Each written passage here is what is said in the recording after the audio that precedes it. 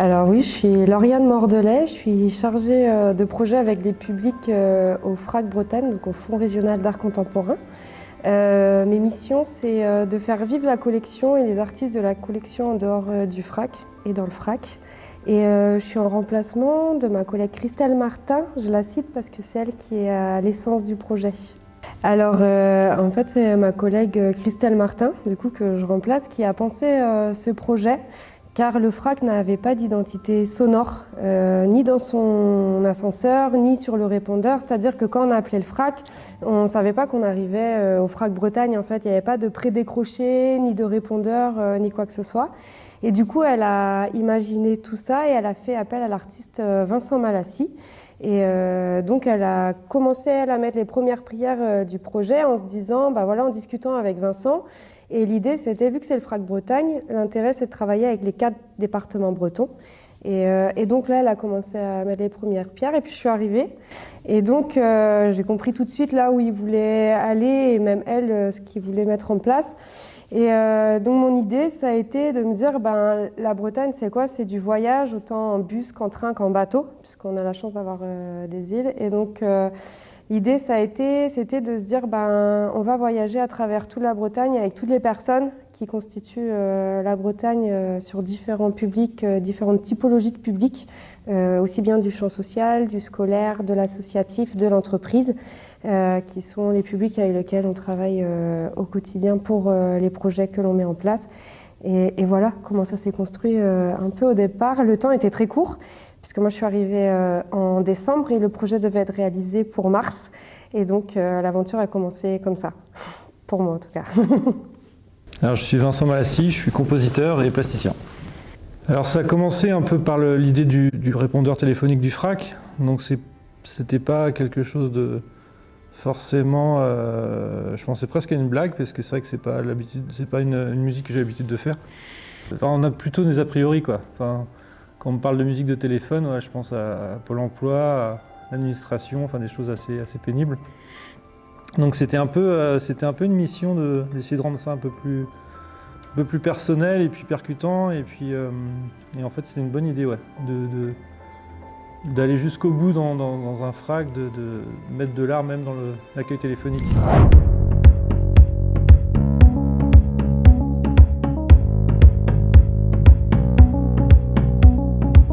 Et on est arrivé à Brest et on a travaillé avec le groupe du CLPS, qui sont des personnes allophones. Donc allophones, ça veut dire des personnes qui ne parlent pas la langue du pays qui les héberge en fait.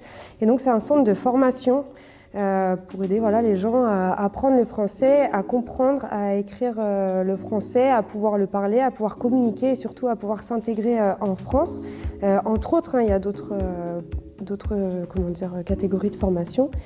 Et donc, l'envie de travailler avec le CLPS, c'est toujours dans cette idée du voyage, c'est que la Bretagne, c'est une terre d'accueil, de migration, de Français venant de métropoles entières. Et l'envie des allophones, c'était une envie de Vincent parce qu'il y a les accents qui sont importants, il y a la polyphonie des voix. Et il y avait aussi cette envie qu'il n'y ait pas que le français qui accueille au FRAC Bretagne, mais qui est justement toutes ces personnes qui sont issues d'ici et de très loin pour pouvoir accueillir les gens quand ils vont appeler le FRAC Bretagne dans le prédécroché.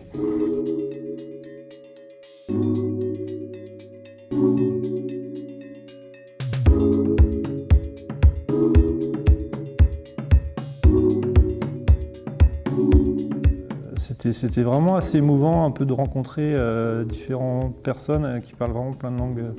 On a de la chance d'avoir un petit panel comme ça parfait et de gens qui se portent un peu au projet. Et c'était les prendre soit individuellement ou par petits groupes pour qu'ils soient à l'aise et un peu leur expliquer ce qu'était le FRAC. Lauriane présentait un peu également le FRAC, l'intérêt aussi de celui culturel en Bretagne. Et en fait, c'était assez agréable d'échanger avec eux et de leur parler un peu de eux, leur ressenti quand ils accueillent des gens. Voilà, le principe de l'accueil, de la politesse, etc. Comment tu reçois des gens, comment tu les accueilles, etc. Et en fait, j'aimais bien aussi la sonorité de leur langue pour la plupart. C'est assez intéressant de leur faire parler aussi dans leur langue maternelle, quoi. C'est assez émouvant.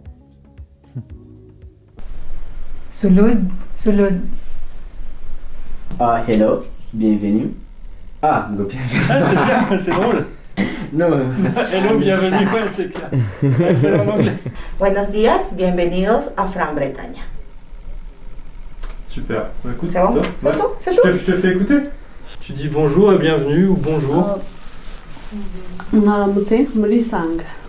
Ouais, c'est bien ça. Ouais, il y avait le Dali qui était assez beau, il y avait même du mongol, avec des sonorités, vraiment des bohèmes, des bruits de bouche qui étaient dingues. Il y avait il y avait de l'arabe, il y avait plein de gens, plein de sortes de langues, il y avait de l'espagnol, etc. Enfin, c'était assez beau. Et puis, c'était chouette aussi de mélanger un peu toutes ces cultures et au final arriver à un seul objectif qui était tout simple, hein, de dire bonjour, bienvenue, etc. Mais de trouver une cohérence un peu dans ces différentes langues.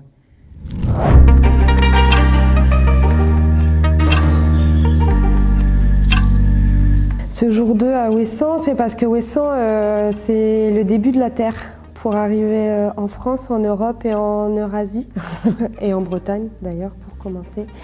Et ça nous a permis aussi de travailler encore une fois avec un transport qui est le transport fluvial, donc de travailler avec une équipe de matelots de la Pen Arbed et qui nous ont accueillis vraiment chaleureusement sur leur bateau.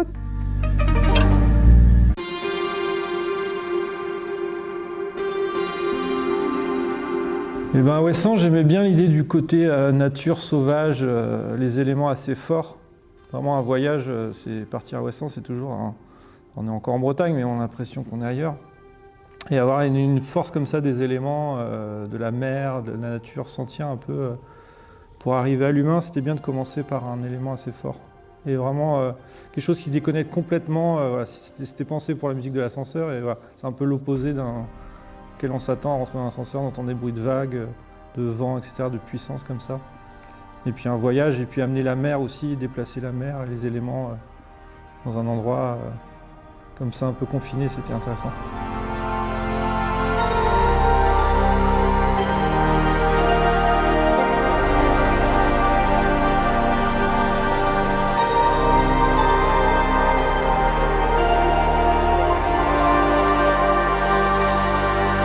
C'est des gens qui au départ ne comprenaient pas vraiment le projet parce qu'on leur parle de créer une identité sonore d'un lieu qu'ils ne connaissent pas. Mais en même temps, ils sont ultra généreux et vont tout nous donner. Et le but sur place, en fait, c'est que dans cette envie, à Rennes, on n'a pas la mer à côté. On sait très bien qu'on accueille des publics qui ne vont pas forcément à la mer. Et c'était pour constituer la bande-son de l'ascenseur, cette fameuse musique d'ascenseur qui est toujours risible et ridiculisée. Là, c'était dans cette musique d'ascenseur d'inviter au voyage et surtout de permettre à des gens qui n'ont pas la chance d'aller au bord de mer, de voir la mer, d'entendre la mer et de prendre le bateau aussi, puisque du coup, on entend les matelots parler avec les sémaphores et tout ça. Et donc, c'est d'être plongé aussi dans cette ambiance, de permettre à des gens qui n'ont pas cette chance d'être plongés dans une ambiance maritime et d'avoir un semblant de mer en pleine terre.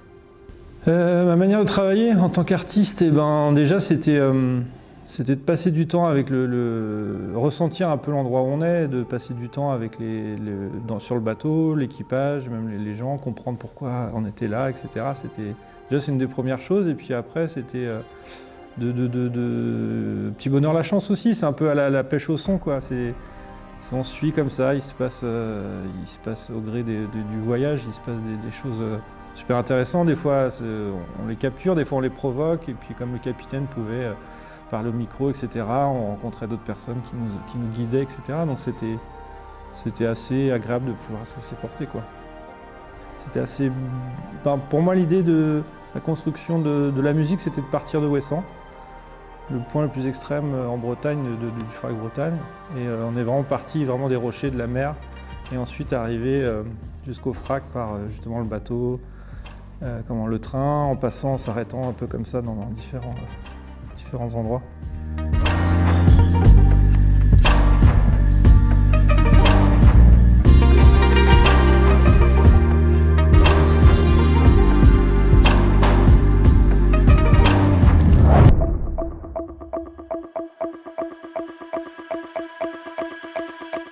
Et ensuite, après Ouessant, c'était de retravailler avec la SNCF, du coup, et d'avoir cette chance d'aller dans un lieu où très peu de gens peuvent aller, je pense, c'est au Technicentre, là où les trains, les TER, les TGV sont checkés, en fait, la nuit. Et donc, on a pu aller dans ce lieu qui est complètement dingue, parce que pour moi, c'était vraiment... j'ai pas envie de dire que c'était comme un parc d'attractions, parce que c'est autre chose, c'était un lieu que j'imaginais pas du tout. J'avais vraiment envie d'aller travailler parce que quand on a échangé avec la SNCF, ce qui était important, c'était la valorisation des travailleurs qu'on voit le moins. Et effectivement, au Technicentre, ce sont des travailleurs qui font les nuits dans des conditions de bruit quand même très, très prenantes. Et donc l'idée, c'était de rencontrer ces gens-là. Et c'est pareil, il y a une générosité dans l'incompréhension de pourquoi on était là, parce que je pense que même si on explique à chaque fois, je pense que ça reste toujours très abstrait pour chaque groupe. Et la chance d'aller au Technicentre, c'était vraiment un peu des rêves de gamin, quoi. Aller voir les cheminots, comment ils bossent, comment ils réparent les trains, etc. Et un peu fasciné par les sons d'usine aussi depuis quelques années. Je vais voir à quoi ça ressemblait. Je n'ai pas été déçu parce qu'il y a énormément de sons assez variés. Puis dans des endroits assez grands, donc des grosses réverbérations. Et puis rencontrer les gens, c'était chouette de voir comment ils travaillent et pouvoir échanger avec eux, leur expliquer un peu ce qu'on faisait. Même leur faire écouter les sons qu'ils entendent avec différentes micros, etc. Donc ils sont bien prêtés au jeu. Donc c'était chouette de pouvoir avoir différentes palettes de sons. Et puis même certains qui ont joué le jeu, on a même démarré un train dans la cabine. C'était vraiment c'était parfait, quoi. Et pour moi, c'était indispensable de travailler avec la SNCF dans cette question du voyage, dans cette question du bruit du voyage, et aussi dans l'entreprise qu'elle représente aussi bien sur la Bretagne avec les TER Bretagne que sur la France entière. Et c'était important d'inclure une aussi grosse entreprise dans un projet pour avoir aussi cette visibilité du projet, pour avoir aussi bien que la SNCF soit très visible, mais c'était pour donner aussi une autre visibilité des salariés, comme je le disais, de la SNCF, de ceux qui sont aussi bien dans les trains que de ceux qui travaillent la nuit, qui sont cachés, non, ils ne sont pas cachés, mais qui sont dans les zones où on ne peut pas aller en tant que public. Et donc mon envie, c'était d'intégrer vraiment, d'avoir un partenariat solide avec cette grosse entreprise qui est la SNCF. Et j'ai eu la chance du coup de rencontrer des humains face à moi qui étaient très partantes, qui avaient envie de projets artistiques, qui avaient envie que la SNCF s'inclue dans des projets artistiques. Et du coup, c'est des personnes qui ont permis que ce projet soit viable et de manière très rapide. Parce que je reparle du temps, mais on a contacté tout le monde en janvier. En février, on mettait tout ça en place.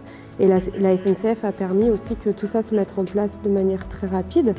Et elle nous a permis de voyager aussi à travers la Bretagne grâce à ça, et aussi de faire voyager un groupe, le groupe du CLPS, de permettre à ces personnes qui sont plutôt dans des situations précaires au quotidien de pouvoir faire un Brest-Rennes de manière très tranquille et de pouvoir venir nous visiter au FRAC.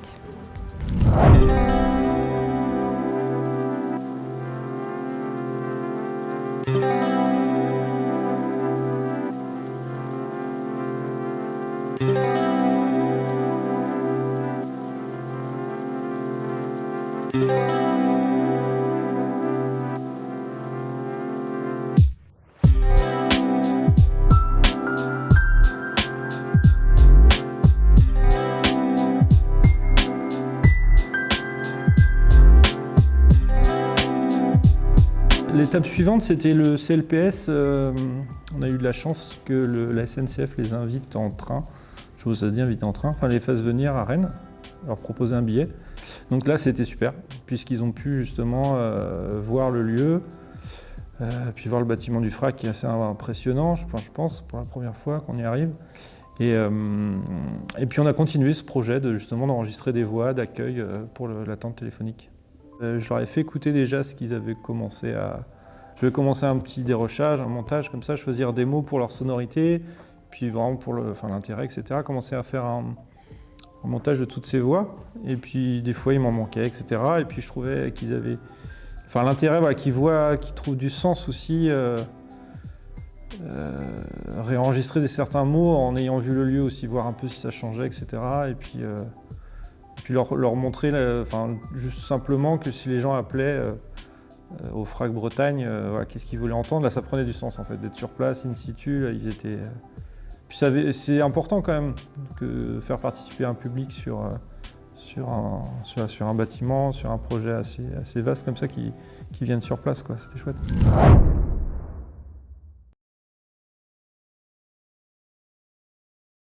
Et donc on est arrivé à Dinant et on a rencontré la classe de 4e, enfin une des classes de 4e. Et là c'est pareil, Vincent leur a proposé de jouer sur leur voix, sur des phrases un peu débiles, si je peux me permettre, sans être péjorative, qu'on pourrait entendre dans un ascenseur comme... Ah oui, ne pas courir dans l'ascenseur, ne pas... vous ne serez pas mordu dans l'ascenseur. Enfin voilà, il y avait des choses vraiment, des choses d'adolescentes en fait, qui les font marrer. Et qui nous font marrer aussi au passage du coup. La demande aussi du cercle celtique, c'était de valoriser les élèves amateurs du cercle parce qu'ils travaillent toute l'année, ils apprennent un instrument toute l'année. Et surtout que là, en fait, quand nous on a été les rencontrer, c'était pour les répétitions de leur festival Sevenendur, j'espère que je l'ai bien prononcé, qui veut dire culture en breton. Et du coup, c'est un grand festival de culture bretonne. Et nous, on est arrivés sur les répétitions parce qu'ils faisaient un flash mob. En fait, ils ont fait un flash mob dans Rennes. Et voilà, c'était ça la prochaine étape. Donc, avec Vincent, on s'est présenté au Cercle Celtique de Rennes, à la ferme de la Harpe, là-bas. Et donc, on a pu assister aux répétitions.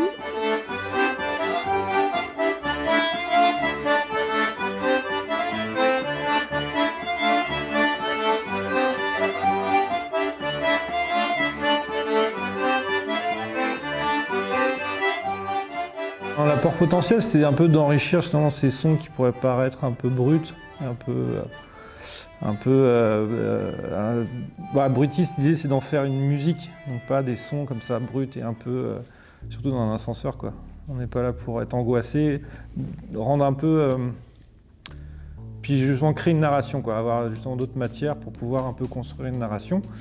Et le son, justement, en écoutant certains sons, il y a des sons très harmonieux, et dont la prof qui était sur place a trouvé la note, la fondamentale, qui était un si bémol. Donc on est parti dans l'idée de faire justement, avec différents instruments, partir de ce si bémol pour faire des nappes un peu comme ça, de différents instruments qui allaient de l'accordéon, du violon, de la guitare, de la voix, de l'ocarina. Ouais, donc voilà, un panel un peu comme ça d'instruments que j'ai pu un peu après orchestrer, on va dire, entre guillemets, sur ces sons concrets. Ce que je retiens de ce projet, c'est toujours marrant d'avoir une idée un peu folklore dans la tête et puis concrétiser, et puis surtout d'être soutenu et encouragé avec une équipe, le FRAC Bretagne, et puis toute son équipe. Donc c'est quand même une chance, quoi, parce que j'ai souvent l'habitude de travailler seul, et puis là, d'être accompagné de Lauriane, c'était un peu une chance, quoi, parce que déjà, on n'est pas tout seul dans sa tête à faire nos projets, et puis vous voir à suivre le projet aussi, c'est intéressant de documenter. Donc je retiens, ouais, et puis voir le résultat aussi. C'est vrai que c'est un projet au final qui pourrait paraître très simple, mais au final, qui va avoir plein d'endroits, plein de rencontres, plein de textures, pour moi qui a du sens, quoi, dans le travail artistique. Bon, j'ai pas eu de difficultés particulières. Après, c'est toujours un peu stressant. On va enregistrer des sons. On imagine on a toujours une idée des sons qui peuvent être dans un bateau, dans des trains. Difficulté peut-être sur la musique du téléphone, la musique d'attente du téléphone. J'étais un peu perdu sur la composition. Quelle musique créer? J'avais pas envie vraiment de faire une musique d'attente téléphonique. Et ça s'est décoincé un peu en faisant écouter au CLPS justement Vivaldi. Pour la plupart des personnes ne connaissaient pas, et en nous faisant écouter au casque, c'est parti comme ça, l'idée est venue très vite.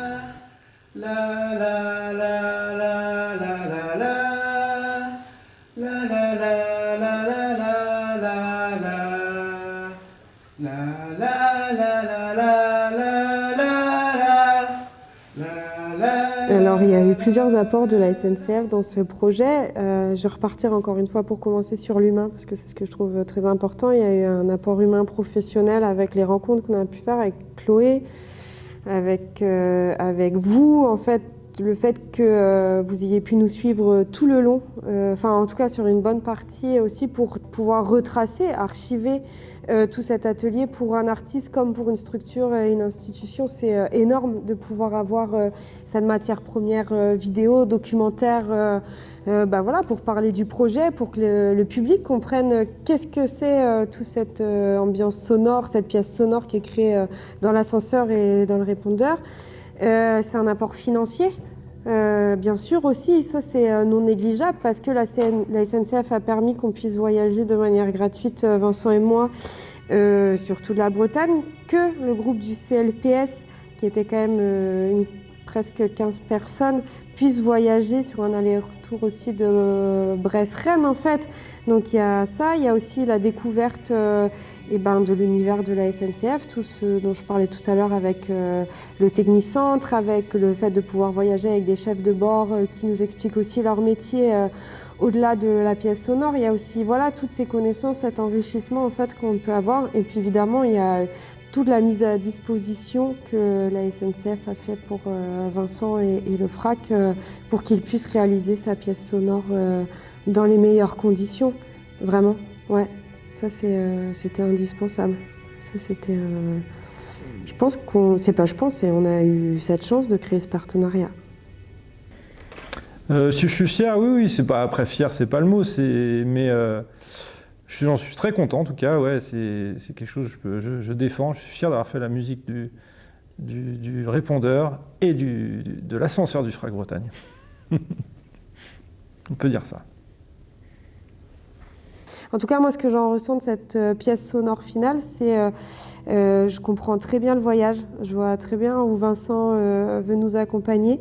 Et ce qui m'émeut, c'est de reconnaître les sons. Parce que je sais avec quel public, quand ça a été fait. Et ça, ouais, ça me rend très fière d'avoir pu faire participer autant de personnes avec Vincent sur ce projet-là, ça c'est clair. Et de ce que Vincent a pu en produire, j'en tire une satisfaction personnelle et j'en tire une satisfaction pour le FRAC Bretagne. Parce que ça donne une vraie identité sonore qui est unique et qui n'appartient qu'au FRAC Bretagne, qui pourra appartenir à aucun autre FRAC en fait.